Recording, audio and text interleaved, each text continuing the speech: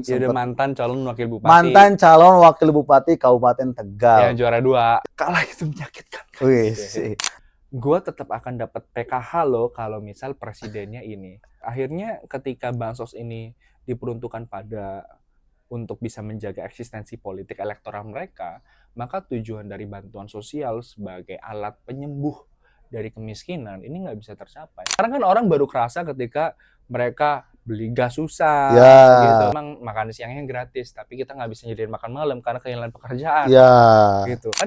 Untuk ke depan nih, apa ya, rencana politik lu ke depan gimana nih Pak? Dan gue berharap orang-orang kayak lu yang muda-muda ini menjadi disrupsi positif terhadap konteks politik yang bagi kita ruwet, jelek, era gelap, apa dan lain sebagainya.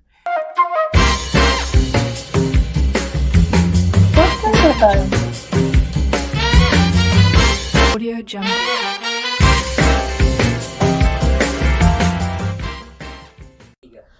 Oke, assalamualaikum warahmatullahi wabarakatuh. Balik lagi di podcast Sotoy, podcastnya orang-orang yang sok tahu. Nah kali ini gue grogi sebetulnya karena kedatangan senior sekaligus orang yang namanya sama gitu ya, tapi rezekinya berbeda dan nasibnya juga berbeda. Tapi nggak apa-apa, namanya orang ya kan. Siapa tahu dengan seperti ini kita bertukar posisi gitu. Ada Mas Muhammad Saiful Mujab. Gimana Mas? Gak pakai H ya? Mujab ya? Mujab. Gimana Mas? Apa kabar Mas? Alhamdulillah baik. Gue Mas apa Abang sih? Apanya? Bebas lah. Bebas. Ya. Ini calon, bukan calon lagi ya. Kemarin dia udah mantan calon wakil bupati. Mantan calon wakil bupati Kabupaten Tegal. Yang juara 2. Yang juara 2. Gak terpilih. Jadi ini keren banget ya, karena ini pertama kali lu masuk politik praktis ya kemarin ya? Iya, pertama kali sebagai figur ya. Figur ya. Sebelumnya memang di balik layar banyak bantu, ada ya banyak lah ya. Banyak lah. Pak Menteri sebagainya. Iya. Kesibukan apa nih setelah kalah kemarin? Kesibukan. Layaknya orang kalah dan menang gitu kan. Gue belum aja nih kayak Pak Anies bikin di LinkedIn open to work kan. Iya. Kalau itu keren juga ya kalau lu bikin ya. Iya. Banyak juga. Kesibukan apa nih berarti? Kesibukan sekarang masih ya banyak hal lah. Saya memulai bisnis saya sendiri. Iya. Gitu ya. Apa tuh bisnisnya? Nanti dicantumin juga. Tolong ya, Esteller. Tapi hanya tersedia di Tegal. Iya. Memang tujuannya adalah supaya jadi teras rumah saya itu memang teras yang banyak menyimpan kenangan gitu selama pilkada kemarin. Itu rame, banyak orang yang lain sebagainya. Jadi biar tetap rame dan menghasilkan, saya bikin, supaya nggak rugi ya guys. Saya bikin kedai di situ kan, jadi orang tetap datang ke rumah saya, tetap apa dan lain sebagainya. Jadi itu bisnis. Terus kemudian sekarang saya banyak bantu di partai juga, di PDI Perjuangan. Udah dapat KTA ya? Sudah dapat KTA gitu. Terus apa lagi ya? Ngisi-ngisi ya? Ya. Gue lihat kan di media sosialnya ngisi-ngisi anak-anak SMA. Ya namanya orang kalah guys. Jadi melakukan apa yang bisa dilakukan gitu, sembari tetap berusaha menata diri dan rencana ke depan, karena bagaimanapun kalah itu menyakitkan. Tapi namanya kan politisi, biasanya kalah berkali-kali juga bisa bangkit berkali-kali. Amin. Biasanya. Ya, harapannya sekali aja sih kalahnya.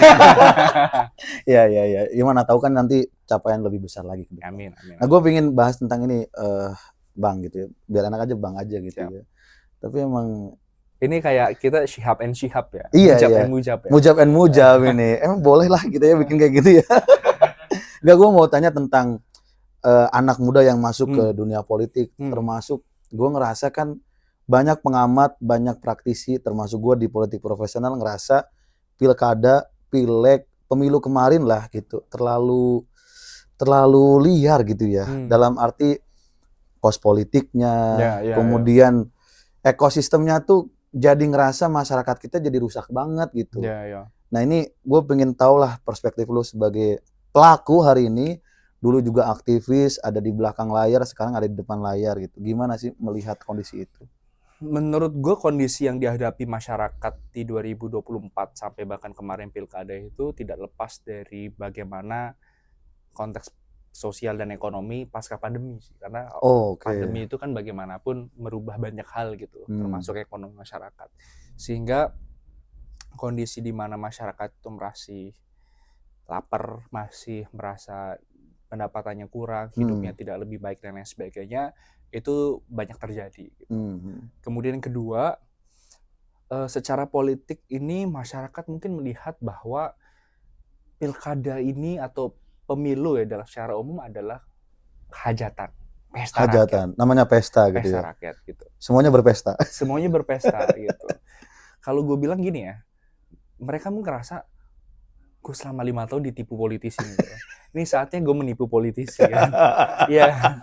Akhirnya saling menipu. Iya, karena kehadiran pemerintah dalam apapun levelnya ya, ataupun bahkan legislatif, mereka cuma rasakan jelang pemilu gitu. Jadi secara pragmatis mereka melihat pemilu ini adalah soal transaksi aja, transaksi antara mereka sebagai pemilih dan mereka yang akan jadi wakil mereka, yang akan jadi pemimpin mereka, tanpa melihat apa yang menjadi program, bagaimana reputasi, rekam jejak dan lain sebagainya. Yang penting ketika fase itu dilakukan, dijalani, mereka mendapatkan sesuatu dari calon wakil mereka. Dan itu yang dianggap sebagai satu transaksi, oke, gue akan pilih dia. Jadi konteks ekonominya seperti itu, hidup susah, di satu sisi ya mereka melihat ini adalah kesempatan gitu. Karena setelah pemilu mereka mungkin ini soto ya, lagi soto ya. Namanya mungkin juga podcast soto. Mereka merasa ya udah gue akan ditinggal lagi sama pemimpin gue. Daripada nggak dapat sama sekali. Daripada nggak dapat sama sekali, lebih baik ini. Jadi mereka, masyarakat Indonesia secara umum tidak melihat politik ini sebagai investasi jangka panjang. Kalau gue milih pemimpin yang benar, programnya bagus, rekam jejaknya bagus dan lain sebagainya, mereka merasa akan aman masa depannya karena gue akan dipimpin oleh orang yang berkompeten. Mereka tidak melihat politik sebagai investasi jangka panjang karena itu kehadiran sosok-sosok politik, pemimpin-pemimpin mereka ini hanya mereka rasakan ketika fase menjelang pemilu saja. Gitu.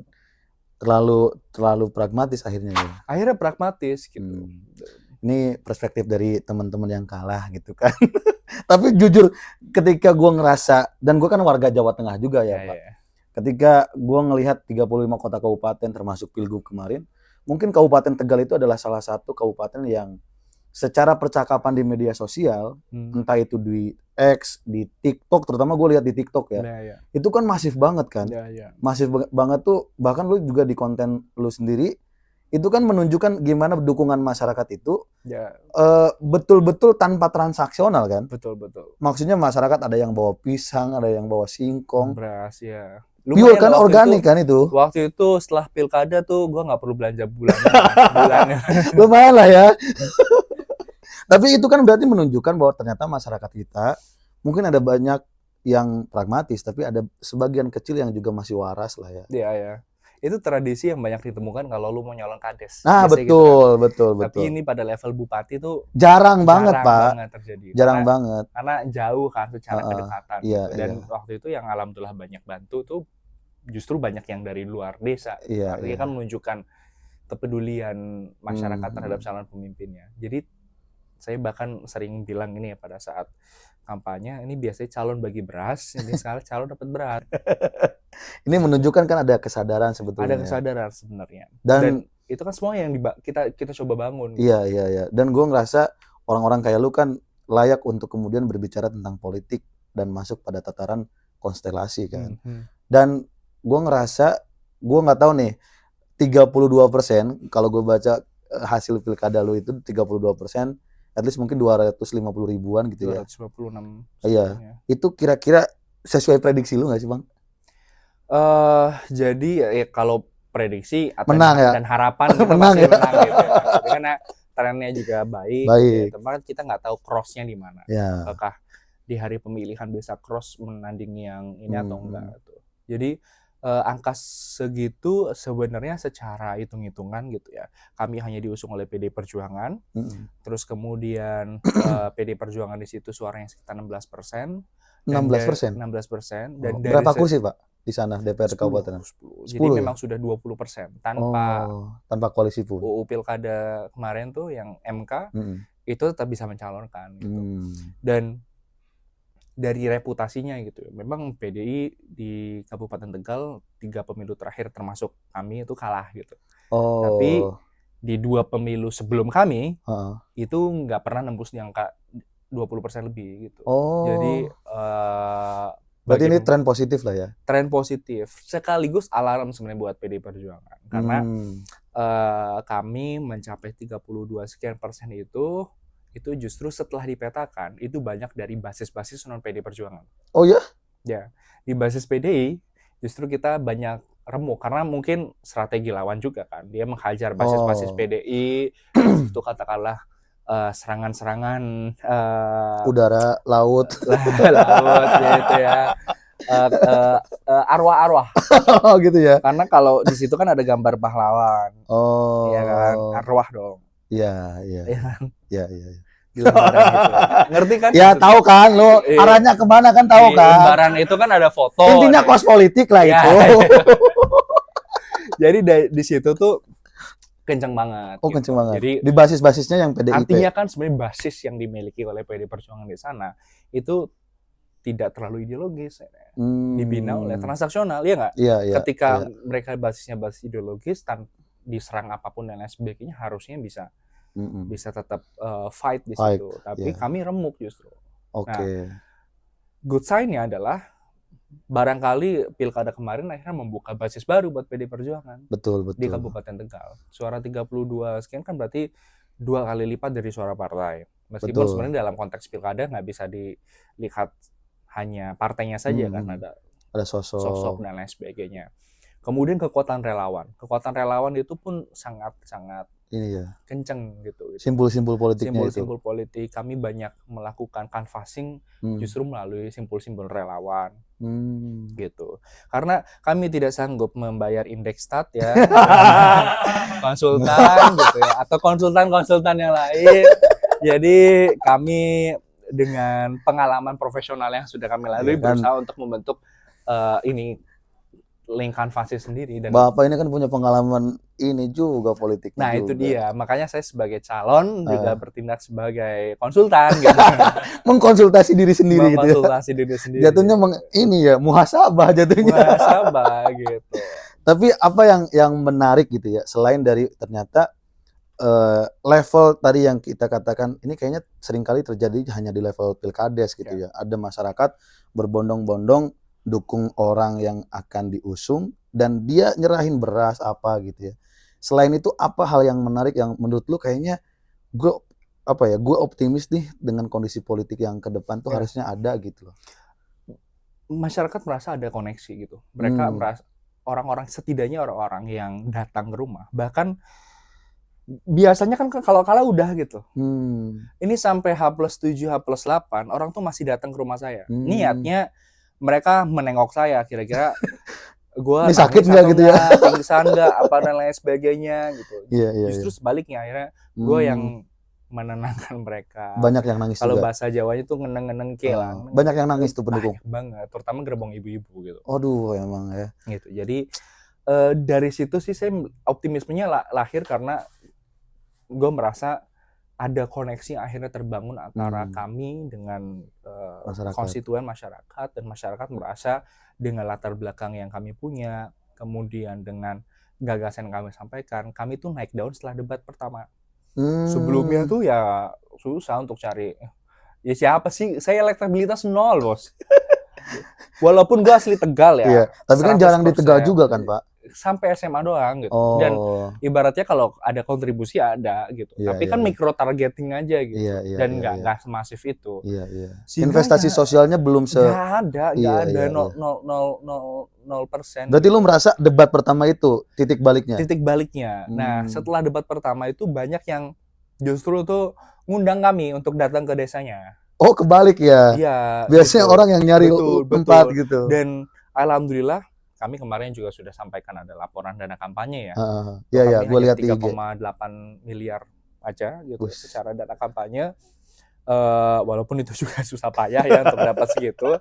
Tapi setelah debat pertama itu gue dapat laporan dari ketua tim gitu ya, justru orang tuh ngundang dan mereka tuh udah menyiapkan semuanya gitu, kayak Oh. snack, panggung, sound system dan lain sebagainya. Dan itu bukan atas anggaran lu pribadi, Pak? Bukan. Itu sukarela berarti? Sukarela gitu. Itu karena berarti masyarakat melihat, oh ada harapan nih. Ada Oh, koneksi. setelah kalau dia menang, jalan-jalan ini nggak akan bolong lagi nih. Oh, setelah dia menang, kondisi masyarakat akan jauh lebih baik dan lain sebagainya Iya. gitu. Seru ya ternyata ya? Seru bagi gue tuh ya life changing moment gitu. Berapa lama tuh lu kampanye turun ke masyarakat, jaring simpul-simpul, berapa lama Jadi sih? itu selama jadi gue Berapa bulan baru sih itu? Kayaknya nggak lama kan lu ya? itu hari H pemilu kan 27 November. Gue dapet rekom itu 28 Agustus. Ya. Proses gue mendapatkan rekom itu dimulai dari 26 Agustus. Jadi berarti cuma 3-4 bulan. Iya, itu benar-benar yang dari orang yang Nggak punya elektabilitas, nggak dikenal sama sekali. Bahkan jadi setiap orang kan punya nama kecil ya. Ya. Seperti Jokowi punya Mulyono. Ya, nggak apa-apa. Ini ditit nggak apa-apa kok. Nggak apa-apa nggak ditit juga gitu kan. Iya, nah gue tuh ada nama kecil. Apa nama kecilnya? Epung namanya, kan Oh, Syaiful Epung. gitu. Oh. Jadi bahkan lingkungan tetangga gue tuh nggak tahu yang maju adalah gue. Buset, karena panggilannya Namanya Mujab. Oh, iya. Padahal panggilannya Epung. Mereka tuh sampai di grup pertetanggaan gitu kan. Oh, ini katanya ada maju lagi nih di RT ini nih, tapi siapa? Oh, ternyata gua. Gitu. Oh, iya. Jadi dari situ aja kan sebenarnya itu satu investasi sosial dan investasi politik yang kita coba bangun gitu dari 0% sampai paling tidak sekarang ada orang yang kenal lah Muhammad Syaiful Mujab itu siapa. Iya, terkenal sekarang. Gokil. Gue minta tanda tangan aja lah. Tapi ya kritik tertajam lu, maksudnya kalau misalkan lu punya kesempatan untuk mengkritik ketika pilkada kemarin, at least mungkin di Kabupaten Tegal aja kemarin. Kritik tertajam lu ditujukan untuk siapa sih sebetulnya? Ya in this economy kan kita in this economy masyarakat memang membutuhkan bantuan gitu. Tapi ini juga gue analisa dalam disertasi gue ketika gue kuliah di LSI. Bagaimana bantuan sosial ini pada akhirnya membentuk satu patronase dan klientelism yang membuat tuh orang punya impresi bahwa yang gue pilih adalah orang-orang yang membuat gue bisa mendapatkan hal ini lagi. Oh, nanggep nggak? Bansos. Tahu. Iya, politik bansos. Jadi gue akan pilih Prabowo Gibran misal, karena gue percaya gue akan tetap dapat bansos yang sama dengan era Jokowi Ma'ruf Amin. Itu. Sehingga bantuan sosial ini tidak lagi menjadi alat yang tepat untuk bisa menangani masalah kemiskinan. Karena akhirnya distribusinya itu didasarkan pada bagaimana membangun hubungan patronase dan klientelism. Sebagai contoh, meskipun Jawa itu penduduknya paling besar ya, 56% populasi di sini gitu. Tapi saya yakin gitu. Yang namanya bantuan sosial itu juga banyak proporsi ke Pulau Jawanya itu jauh lebih besar dibandingkan daerah-daerah yang lain gitu. Karena investasi politiknya bisa jauh lebih kuat di sini. Iya. Lebih banyak gitu. Nah, ini yang terjadi sejak eranya SBY sebenarnya. Jadi SBY Jokowi dan diperparah dengan eranya Jokowi gitu. Dan secara hukum ketatanegaraan akhirnya ada putusan MK yang bilang bahwa nggak boleh pakai bansos untuk fase-fase pemilu kan. Nah, bansos dan politik uang kan sebenarnya satu hal yang kurang lebih sama. Tapi bentuknya beda. Bentuknya beda aja. Politik uang katakanlah kita nggak tahu sumbernya dari mana. Mereka ada donasi apa dan lain sebagainya. Tapi kalau bansos ini kan pakai duit yang kita titipkan ke pemerintah gitu, uang rakyat gitu. Yang harusnya bukan peruntukan untuk elektoral ya. Elektoral gitu. Akhirnya ketika bansos ini diperuntukkan untuk bisa menjaga eksistensi politik elektoral mereka, maka tujuan dari bantuan sosial sebagai alat penyembuh dari kemiskinan ini nggak bisa tercapai karena mereka akan selalu melihat itu sebagai satu bentuk untuk menjaga konstituen mereka. Di satu sisi, masyarakat juga tidak akan bisa melihat secara objektif bagaimana masa depan mereka, politik gagasan dan lain sebagainya, rekam jejak. Mereka akan bisa melihat secara objektif selama mereka dibayang-bayangi bahwa gue tetap akan dapat PKH loh kalau misal presidennya ini. Gue tetap akan dapat, termasuk Iya, waktu iya. gue di Maju. Kabupaten Tegal gitu ya, banyak yang katakanlah kader-kader PKH gitu yang Takut. takut gitu.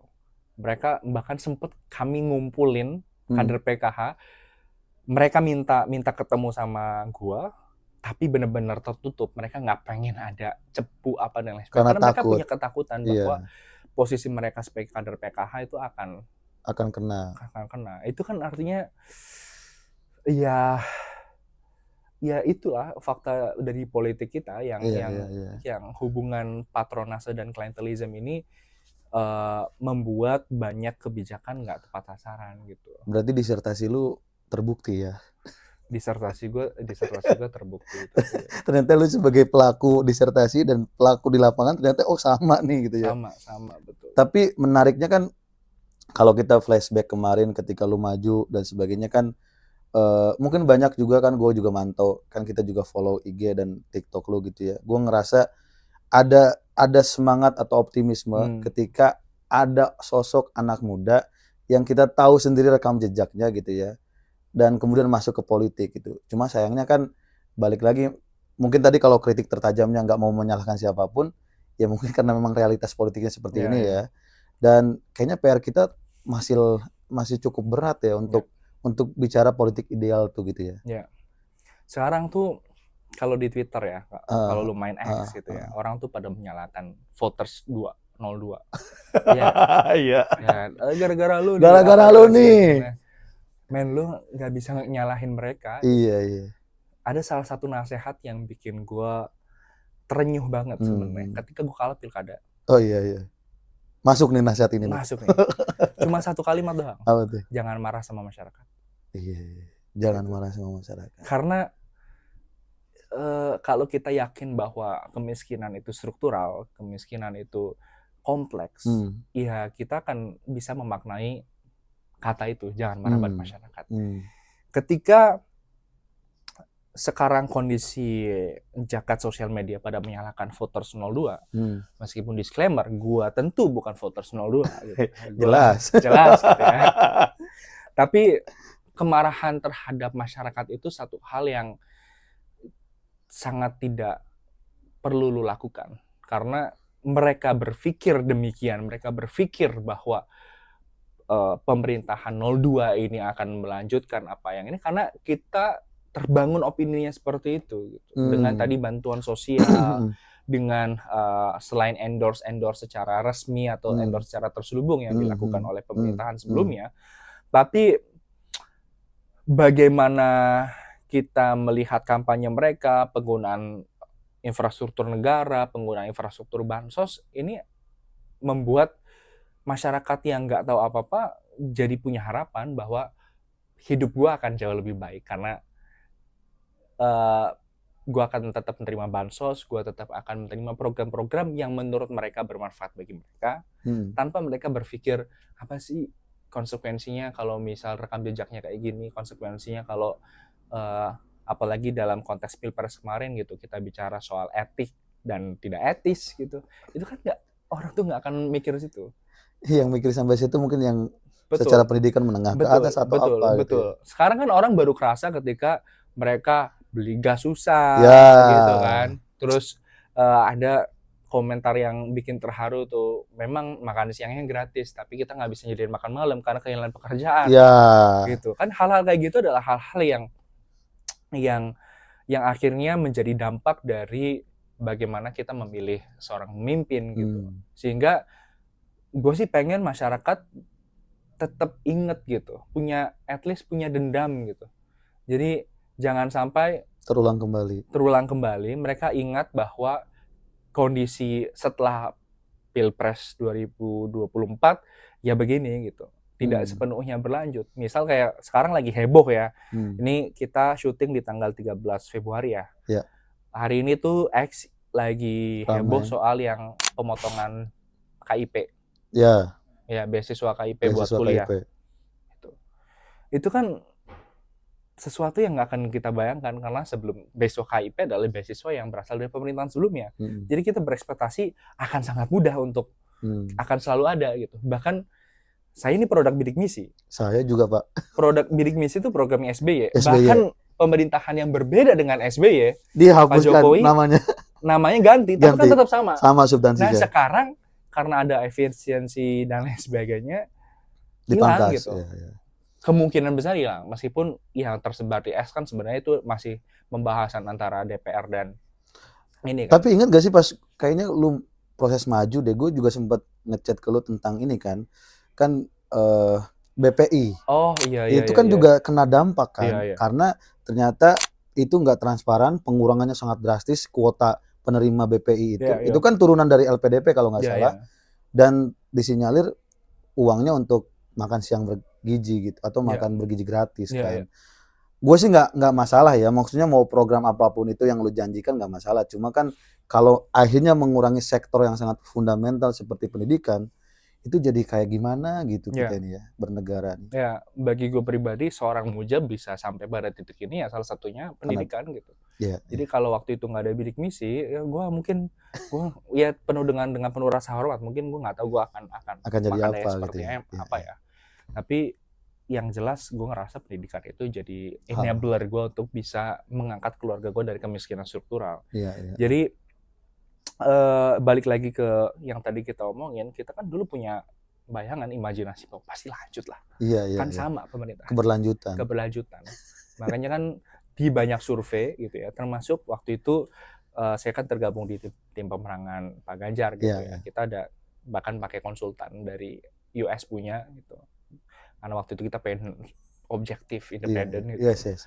Sadar gue. Ya. Itu mereka bilang bahwa narasi perubahan itu ada captive-nya antara narasinya Anies. Ya pokoknya narasi yang berlawanan dengan pemerintah sekarang itu pasti ada captive-nya tuh sekitar 25-30%. Dan benar suara Anies kan di 26%. Kan. Artinya memang masyarakat tidak ingin ada perubahan, masyarakat ingin melanjutkan karena mereka merasa bagaimanapun gitu ya, entah kita pro dan kontra dengan situasi sekarang, mereka merasa bahwa ini lebih baik dibandingkan periode sebelumnya gitu, makanya mereka ingin keberlanjutan. Tapi ini balik ke Pilpres kemarin karena lu timnya Ganjar gitu, itu sesuai prediksi lu nggak sih kok 16%? Gimana tuh Pak? Lu ngerasa gimana sebagai terus terang ya? Terus terang ya? Iya. Gue secara mental lebih down, gue kalah di Pilpres kemarin dibandingkan gue pribadi tuh kalah. Karena itu dicang-cangin abis-abisan juga kan di media sosial. Gue nggak peduli soal ceng-cengan ya. Kayak, tapi nyet. Kok bisa segitu ya? 16% banget. Tapi maksud gue kok bisa gitu ya, sebegitunya gitu. Bahkan di risetnya, kalau nggak salah di risetnya Indexat beberapa kali kita survei nasional, sebelum ya Hamin 1 bulan itu masih memungkinkan 2 putaran tuh Pak. Betul. Tapi kok bisa sebegitunya prediksi kita tuh di angka 24-26%. Suara Ganjar itu. Suara Ganjar gitu. Bisa 6 lah. Memang kalah, maksudnya tidak dalam. Tapi nggak segitunya juga dong. Nggak segitunya. Jadi, gue ingat betul tuh waktu itu gue kayak cengok gitu loh. 16%. Iya. Tapi itu anomali juga ya. Maksudnya ada banyak faktor yang kemudian membuat itu semua terjadi. Ada banyak faktor gitu. Tapi kalau lu mengkritik Pilpres kemarin apa tuh? Terlepas dari etik dan non etik ya. Itu.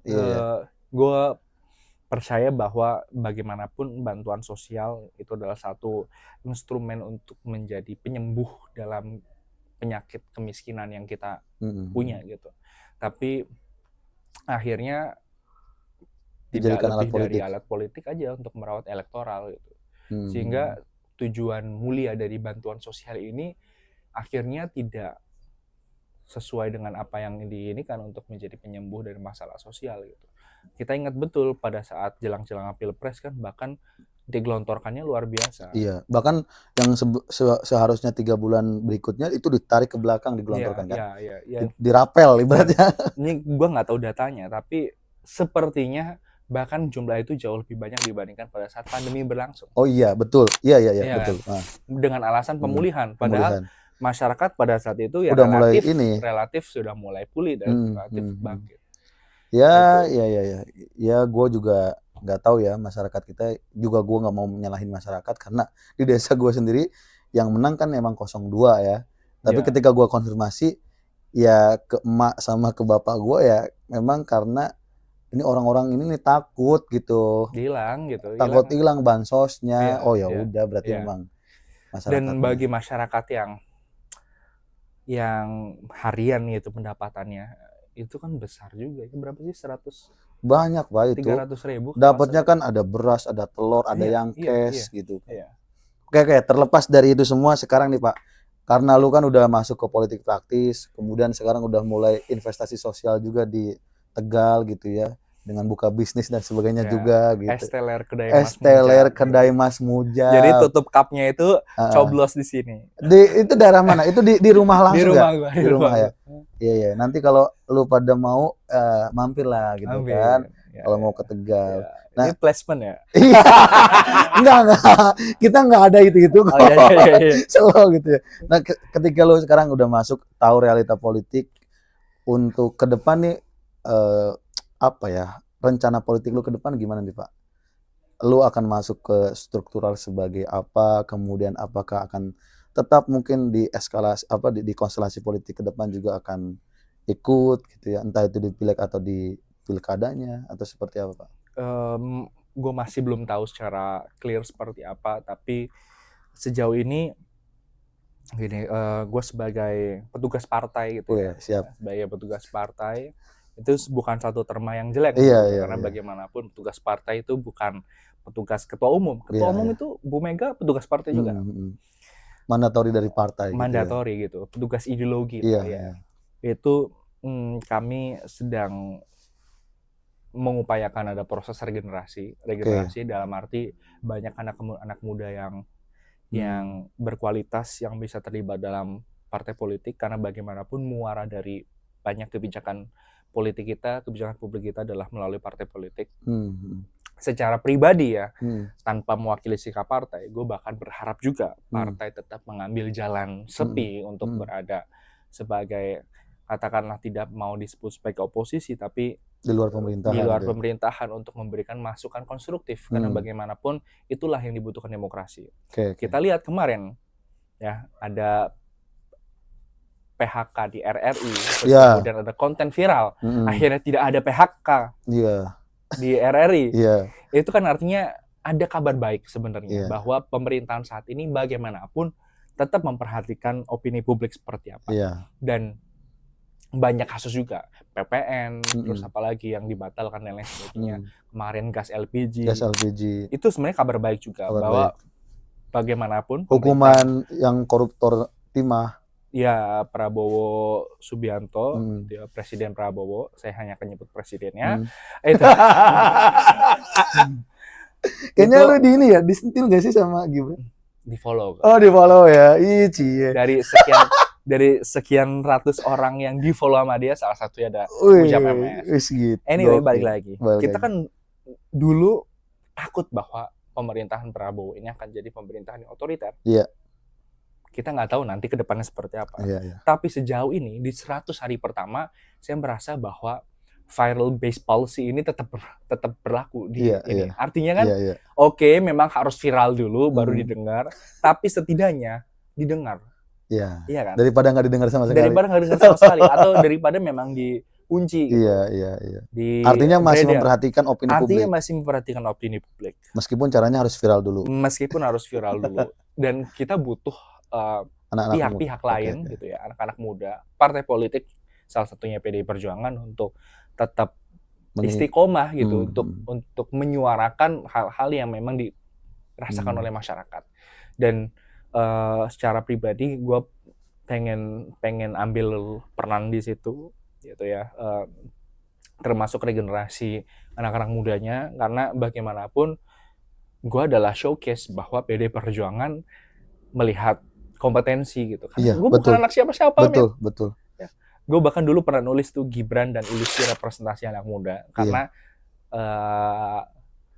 di argumen tulisan itu tuh di detik.com gue bilang kalau anak-anak muda di politik saat ini adalah anak-anak muda yang bagaimanapun dia punya kaitan dengan keluarga politik, dinasti Punya politik, dan lain privilege. sebagainya. Yang punya privilege nama belakang. Iya. Atau akses ekonomi yang besar. Iya. Sehingga mereka bisa masuk ke politik. Dan lu membuktikan itu. Gue membuktikan tanpa adanya privilege, nama belakang dan lain sebagainya, sumber daya politik gue juga dan ekonomi gue juga nggak seberapa, tapi gue dilirik untuk akhirnya bisa membangun daerah. Meskipun akhirnya tidak menang juga, tapi kan setidaknya ada angka yang bisa bisa dibanggakan di situ. Kan. Bahkan itu ya at least itu ngerubah sama pandangan sekali, partai politik juga. Gue nggak secara pribadi, tidak keluar dana pribadi gue.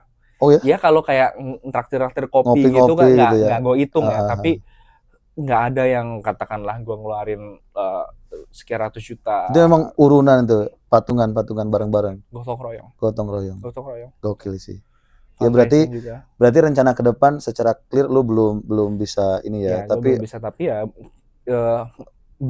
bagaimanapun kan kemarin pilkada adalah langkah pertama, bukan langkah terakhir, sehingga gue akan berusaha untuk terus membangun reputasi politik gitu ya, baik di Tegal apapun di nasional. Saya nggak tahu kedepannya seperti apa.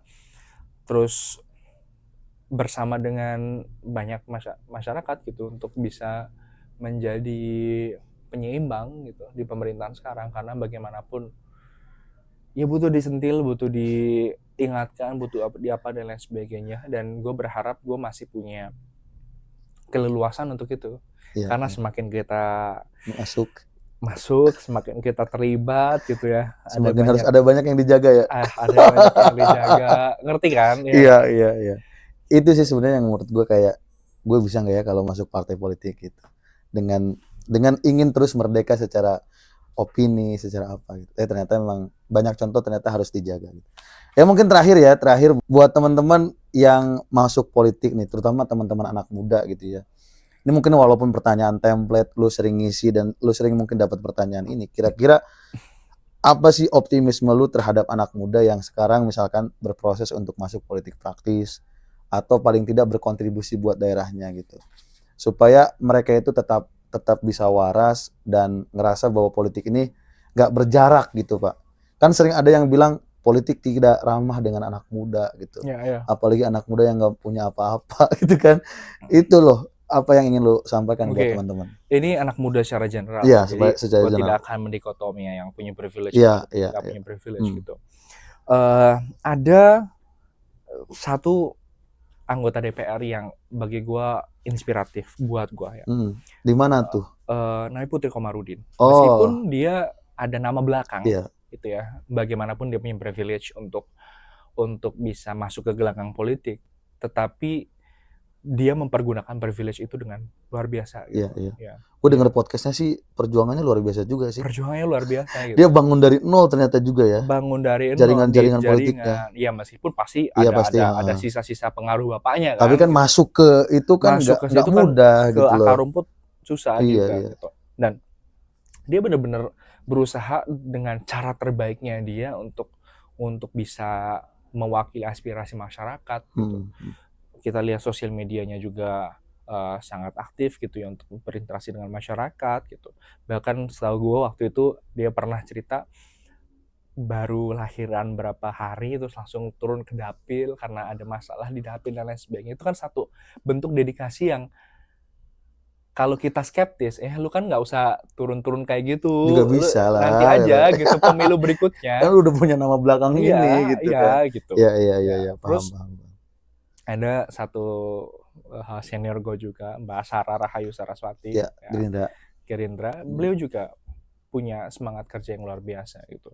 Dan kita lihat kepala daerah yang relatif muda juga punya banyak gebrakan-gebrakan. Ada misal kayak Gus Ipin di Trenggalek, terus ya banyak lah yang anak-anak muda yang menunjukkan kualitasnya gitu. Betul, jadi ada satu pesan menarik. Jadi gue pernah dapat hadiah ulang tahun gitu ya. Heeh. Satu dompet yang berasal dari recycle materials.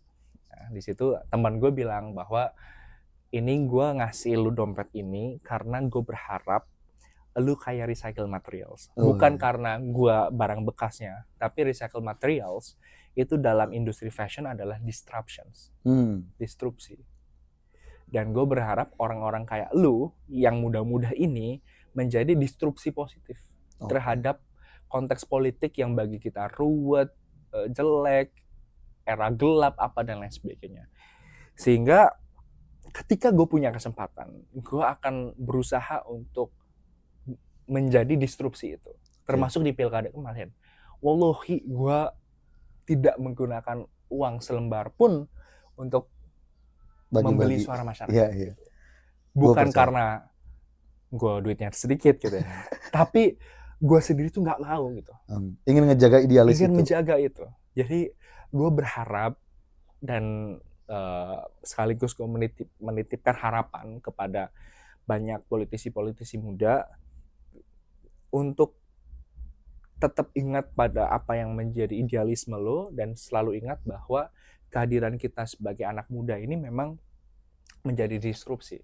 Kalau kata Anies Baswedan, gitu ya, saya ngefans juga sama Pak Anies. Saya belajar pidato-pidato itu dari videonya Pak Anies. Makanya kalau lu lihat debat gua, agak-agak mirip ya. Jadi video-video dia pas turun tangan, zaman-zaman gua mahasiswa. Anyway, dia bilang bahwa anak muda memang dia nggak punya pengalaman, tapi dia punya mimpi yang harapannya mimpi itu, ide-ide itu akan merubah sesuatu di depan mereka gitu. Kalau kita terjebak pada pengalaman, kita akan selalu bilang kemarin kayak gini, yang sudah kita lakukan kayak gini. Tapi kalau kita minim pengalaman, tapi kita punya ide, punya idealisme dan lain sebagainya, harapannya kita bisa menjadi disrupsi yang sifatnya positif buat perkembangan masyarakat ke depan. Keren banget. Jadi buat teman-teman, ya inilah petuah-petuah dari seorang yang... Petuah nggak tuh? Ini ajakan ya, sekaligus mungkin pengingat buat kita selalu berkontribusi. Dari mungkin yang terkecil dari diri kita dulu gitu ya.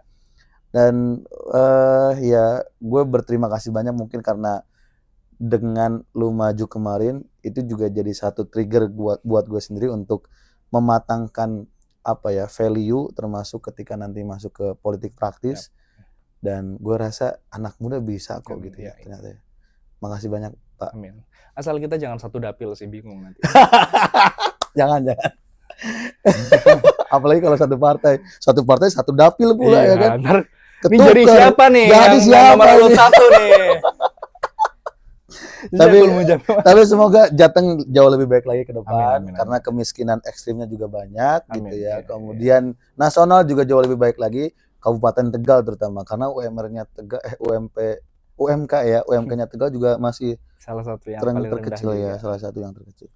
Oke, terima kasih banyak Bang Mujab atas waktu dan obrolan dagingnya gitu ya. Walaupun ini podcast sotoy sebetulnya, tapi kalau sama Bang Mujab nih nggak bisa yang sotoy banget gitu ya, karena daging semua gitu ya. Mujab. Terima kasih banyak ya Bang ya atas waktunya. Semoga tetap menginspirasi anak-anak muda. Jadi jangan lupa kalau ke Tegal mampir kemana? Kedai Mas Mujab. Kedai Mas Mujab. Ada es teler. Yang tidak bikin teler. Yang dibuat langsung sama ibu ya. Ibu.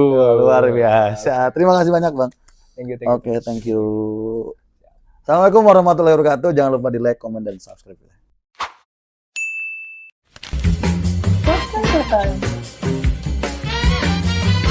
Audio Jungle.